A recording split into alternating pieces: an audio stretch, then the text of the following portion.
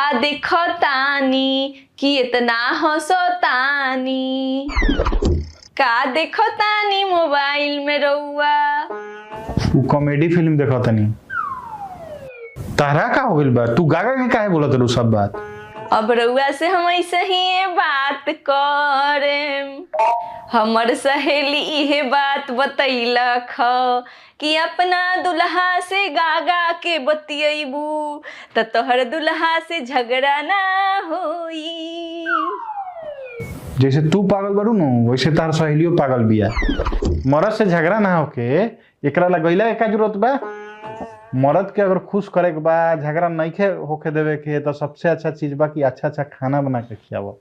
स्वादिष्ट खाना जब हम खाएम तब तू तनी करवो बोलबू न तो हम सह लेम। ओ में का बा कि राजा जी हम तो बना दे हम।